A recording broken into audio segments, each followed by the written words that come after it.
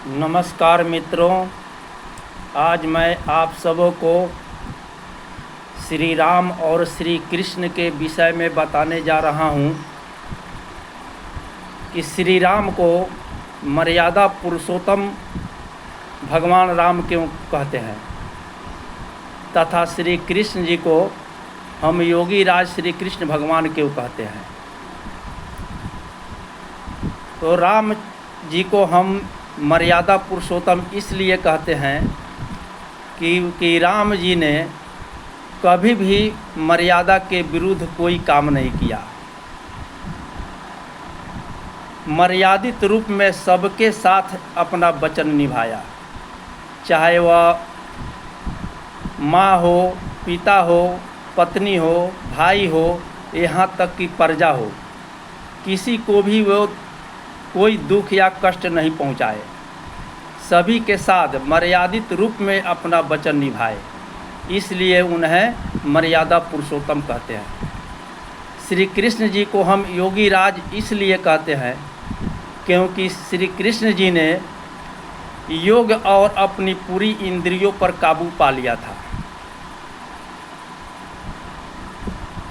जब उनकी पत्नी रुक्मिणी ने श्री कृष्ण जी से पुत्र की इच्छा प्रकट की तो कृष्ण जी बोले कि तुम कैसा पुत्र चाहती हो।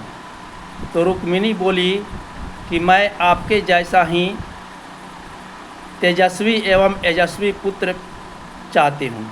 तो कृष्ण जी बोले कि इसके लिए हम दोनों को 10 वर्षों तक अलग अलग रहकर ब्रह्मचर्य का पालन करना होगा, तपस्या करनी होगी, तब जाकर तुम ऐसे पुत्र की प्राप्ति कर सकती हो।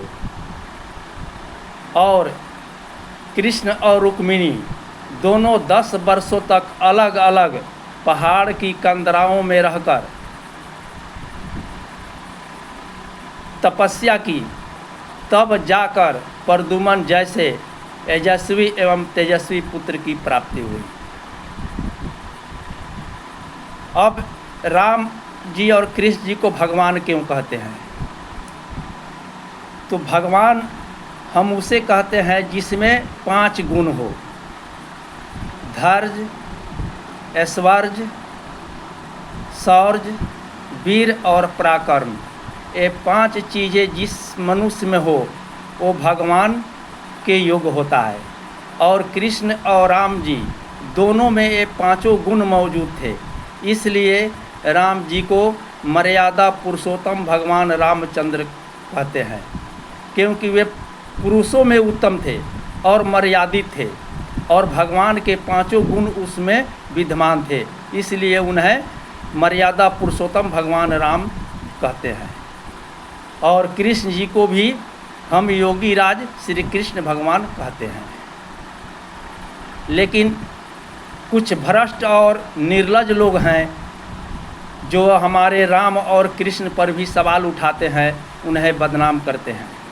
और तो और जो अपने आप को हिंदू कहते हैं, जो अपने आप को सनातनी कहते हैं, जो उन्हें भी शर्म नहीं आती, तो ऐसे निर्लज हैं लोग जो अपने ही आराध्य को बदनाम करते हैं, अपने ही आराध्य पर सवाल उठाते हैं। अब ऐसे लोगों की क्या संज्ञा दी जाए। धन्यवाद।